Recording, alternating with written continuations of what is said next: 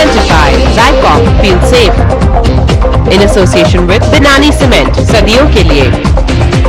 JP Group, no dream too big. Orient PSPO, more air everywhere. And Prozo Liberty International, a subsidiary of Provoke India Limited. Today on High Rise, we bring you exclusive reports from across the country on falling property prices. And an exclusive one-on-one with Adi Godrej, Chairman Godrej Group, on his real estate foray.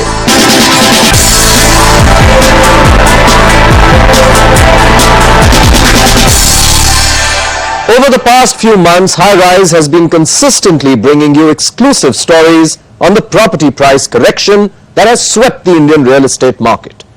Today, we bring you reports from cities across the country and tell you the extent of the fall in prices. First, let's take a look at two of the biggest realty markets in the country, Mumbai and the National Capital Region.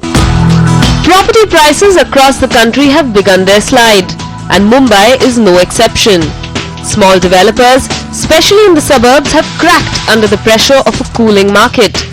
Builders are now ready to offer huge discounts to attract customers. RS Associates in Andheri East is quoting 7,000 rupees a square foot for an apartment in Razas Castle. However, the builder is ready to give the apartment at 6,500 rupees per square foot. That works out at a 6,28,000 rupee discount on a 1,200 square feet 2 BHK apartment. Yes, in the past few weeks we have witnessed that a few B and C category developers have slashed their prices, and this is owing to the pressure because of no sales, because past 2 months have been very dull for them and they need to recoup their losses. Some builders are bending over backwards. Freebies and discounts like free parking space and payment of stamp duty is a regular feature. Offering a 10 to 15% discount on bulk deals is also now a common carrot that builders are dangling to help boost sales in Mumbai suburbs like Malad, Andheri and Goregaon. And there's no hesitation in slashing rates by 30 to 40% if it helps clinch that deal. अगर किसी builder से बात करते हैं तो 10,000 coating है उनकी, but अगर हम लोग टेबल पे पैसे लेकर बैठते हैं तो काफी कम हो जाता है, 30 to 40% तक लोग कम कर लेते हैं. And the bear hug on the property market in Mumbai suburbs is tightening. A drop in inquiries and the slowdown in sales by almost 70% has started playing on developers' psyche. Even A-grade builders are now calling on brokers to help sell slow-moving projects.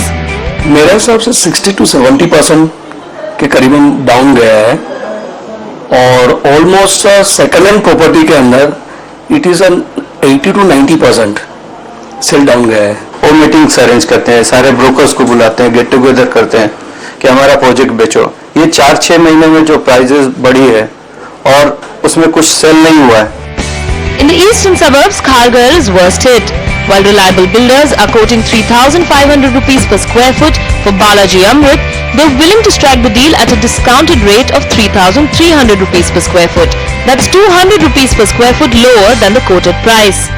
An apartment in High Rise Tower by Maharaja Dream Home too can be bought at a discounted price of 3,250 rupees per square foot, while the builder was quoting 3,500 rupees per square foot just a few months ago.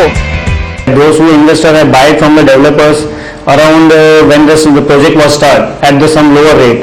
Right now they are selling their flats, and there are differences around 200 to 300 bucks between the investors and the developers. And it's not just Kharghar. The trend of falling prices is continuing across the city. Nahar Amrit Shakti in Powai by Nahar Developers is available at an attractive price. While the builder is quoting 5,500 rupees per square foot, investors are ready to sell out 700 rupees lower per square foot.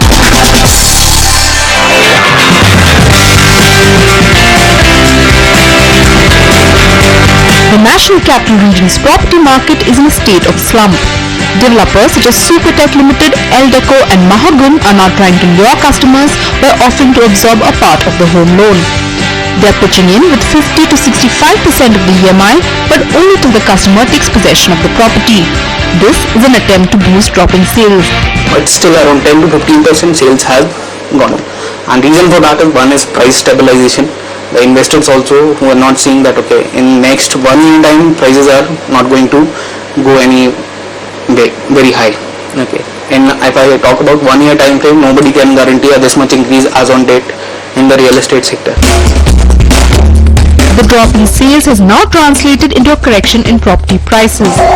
Property prices in locations in the national capital region such as Indrapuram, Gurgaon, Kundli and Sonipat have dropped by 10 to 30%.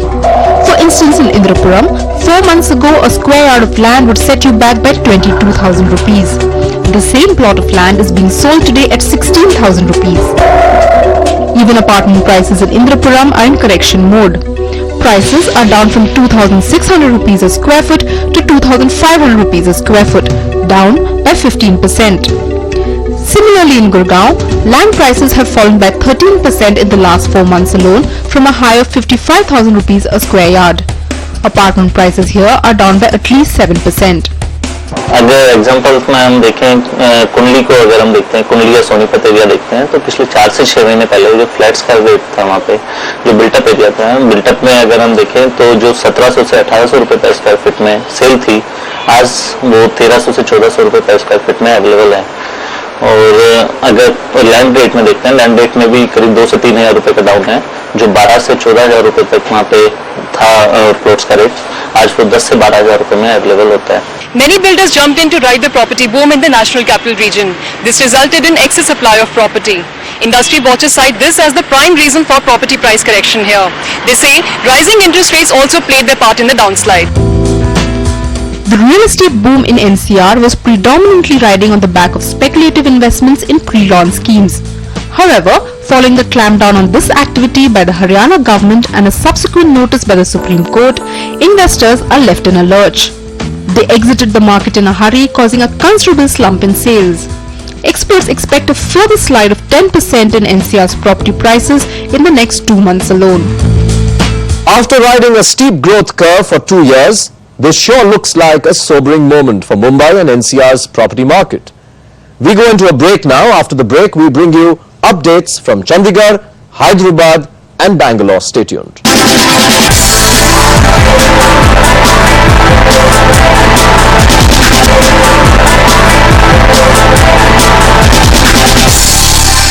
The Chandigarh Tri-City region is in the grip of a major correction. Land prices here have corrected by up to 50%. In Bangalore, an oversupply of residential property has resulted in a correction of at least 20%. And overheated land prices in Hyderabad are seeing a steep fall too. Take a look. Property prices in Chandigarh Tri-City region are witnessing a sharp fall. This is true more so in the peripheries of the Tri-City area. Land prices in Kharar on the outskirts of Mohali have touched an all-time high of 11,000 to 12,000 rupees per square yard. The same plot of land is now available for 8,000 rupees per square yard. Further away from Mohali, land prices have dropped 50% from 7,500 rupees a square yard to 5,000 rupees a square yard. Local developers हैं, उनकी holding capacity नहीं होती, उनके पास shortage of funds होती है, उनके projects going on होते हैं, कंस्ट्रक्शन नहीं होती है, उनको फंड्स की जरूरत होती है.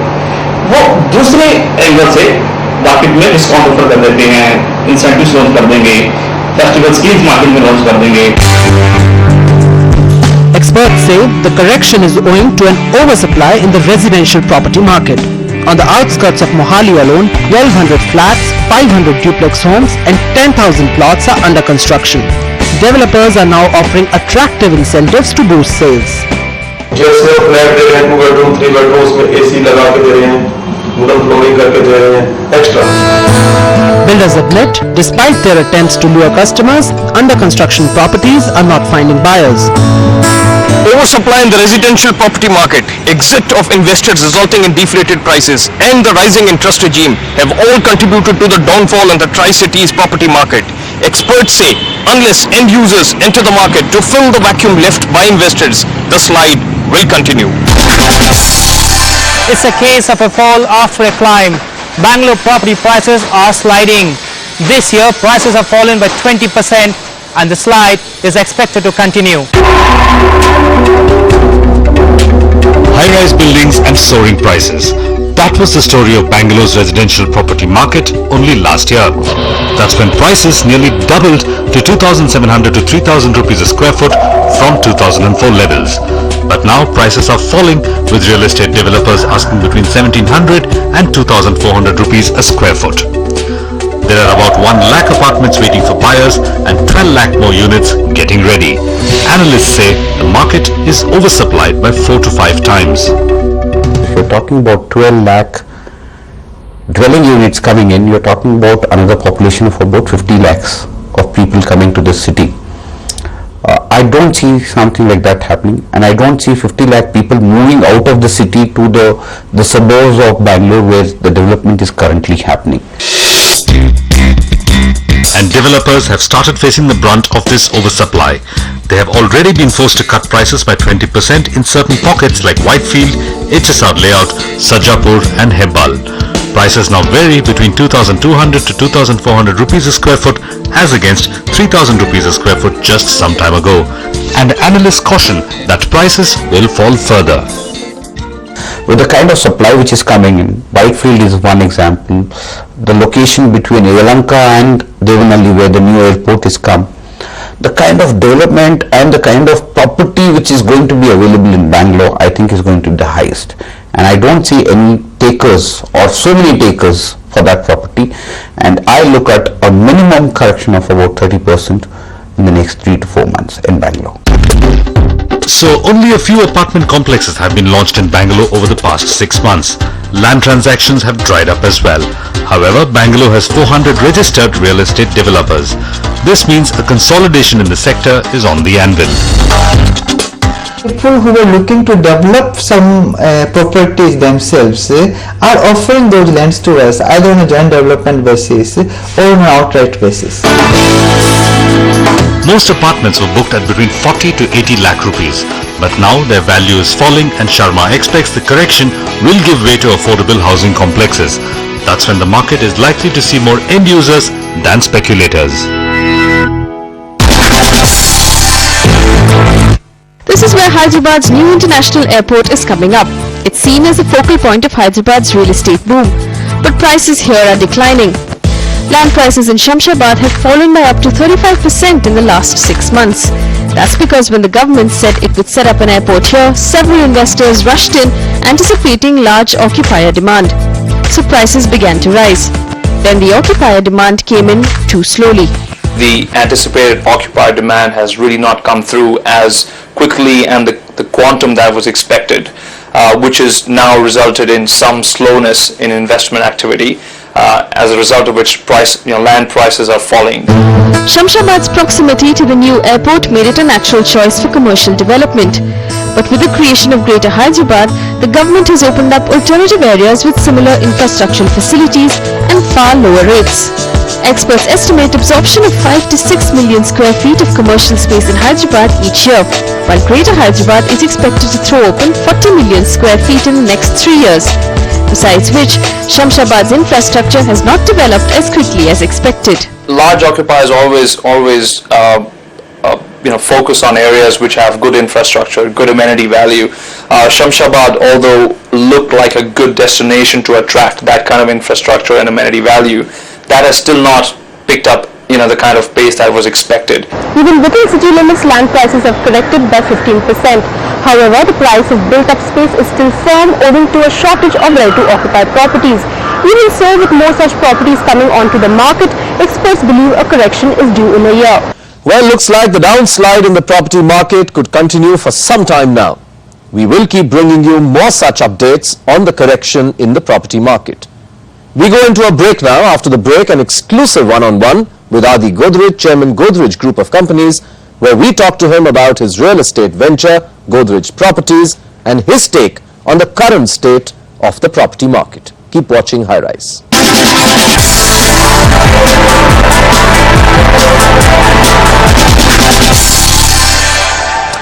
We have with us Mr. Adi Godrej, Chairman Godrej Group of Companies. Thank you very much, Mr. Godrej, for joining us on High Rise today. Good to be here. You're just about putting in place plans for a very, very major foray into the real estate space. At this point of time, when there's a lot of action going on in the industry, how bullish are you on the real estate market if you were to take a 3-year to a 5-year horizon? Well, for one thing, we're not making a foray into real estate now. We've been in the real estate business for 15, 16 years now. Godrej Properties is a company which is 16 years old. What we're making into a foray into is to go public. But the company has been operating for many, many years. We have about 20 million square feet under development at the current time in Godrej Properties. From a market point of view, I think there has been a bit of a dullness in the market. I think demand will continue to be very strong. To my mind, this is a $75 billion per annum industry. It's the largest industry in the country. It's growing at about 20%. I think for many reasons it will continue to grow very strongly. It will grow in line with the GDP growth rate. And the nominal GDP growth rate is about 15%, and I think real estate will continue to grow at 20% plus. Huge demand for commercial space, huge demand for residential to meet that commercial. My estimate is that for every say million square feet of commercial space demand, there should be about 6 to 7 million square feet of residential space demand for people who are going to be working there. So it's a huge growth story. This market saw a huge upswing over the past 2 years. Prices ran up significantly, leading many experts to believe that perhaps they ran up too much too soon. And now you have the government, which is extremely concerned, trying to tighten demand in all possible ways. We've just had the finance minister say that he still wants to further put the demand down. Do you agree with this kind of a strategy of the government and of the Reserve Bank to curb demand in a country where supply is already very constrained? In an industry like this, you cannot curb demand except for a short period of time. So you bring in some monetary measures, interest rate hikes or curb debt capital available to the industry. You can change things only for a very short period of time. Ultimately, the demand is for economic growth. If you really are able to curb it very strongly, it will affect economic growth in the long run. So I don't think that will happen. What will happen is, instead of debt capital, a lot of equity capital will have to come into this industry. If government does not want to provide debt capital easily, equity capital will take its place, growth will continue. I think what we are seeing now is a situation where financially weak builders and investors who had bought property for resale are finding themselves a bit cash strapped and therefore are unloading some property which they otherwise would not in the normal course of things. But I think it will correct itself. How long do you see this current correction lasting? No, not very long. I think what will happen is there is no correction in high quality property. Even today we have a couple of projects where we are continuing to sell well. Demand is more than what we are able to fulfill, and there is no let off in prices either. But there are certainly certain areas, certain cities, certain parts of certain cities where the prices have come down, mainly because investors have to get out because they can't finance anymore. You said, sir, that you've been around for 15 years, you're going public now. Will you give us a sense of your strategy from here on? You said you've already built 20 million square feet. No, not already. We are currently developing 20 million. You're currently developing that much. Will you give us a sense of what your plans are over the next 3 to 5 years? Yes, we think the demand will be very strong. We'll go for bigger and bigger projects. I think residential will dominate, because I think we are able to add very good value in residential projects. Our brand name is very well known. Which parts of India are you focusing on? Well, currently we have projects in Bombay, Thane, Kalyan, Pune, Hyderabad, Bangalore and Calcutta. And we are looking for large projects in the National Capital Region and Chennai, which we expect to finalize very soon. And we are looking at 3 or 4 of the smaller cities also. Would you be playing the premium segment game, or would you also be looking at a slightly more affordable housing? No, I think most of it will be very affordable housing, because premium segment game is one risky, because if you buy land at very high prices, to our mind that's a very risky proposition. If you buy land which is a maximum of 25 to 30% of the final selling price of your project, I think that's fairly risk-free. So I think we will go for more affordable housing by and large. We do have a few projects at the high end which we usually do as joint ventures with landowners. The markets that you talked of, will your projects, as and when they come up, would they be price competitive from a consumer's point of view? Or Yes, I will they think be broadly in line with what the prices are today? Yes, I think very competitive. We have projects where we are selling as low as 1,800 rupees a square feet in the suburbs of Bombay, which is a 1-hour train ride from VT. So yes, affordable housing. We also have a project in South Bombay in the Mahalakshmi area. It's a mill redevelopment, 5 50-story buildings. It's called Planet Godrej, and those are beautiful views, and they are relatively expensive. But we have projects at very low prices too. Would you like to give us some sense of your upcoming public issue, the kind of amount you're looking to raise, and what kind of deployment time are you looking at? Well, we have not finalized it yet, but I expect Godrej Properties will go with a listing in during the second half of this financial year. We have to finalize the details. We will probably offer 10% of the equity, which is the minimum required for listing, as a primary issue. There will be no secondary issue. The existing shareholders won't sell any of the shares. It will entirely be taken into the company. And how much it will be will depend on the valuation at that point of time. Thank you very much, Mr. Godrej. Good talking to us today. Thank you. Well, that's all from us this week. Do write into us at highrise@moneycontrol.com. And remember, for all the latest update in the property world, you've got to keep watching High Rise.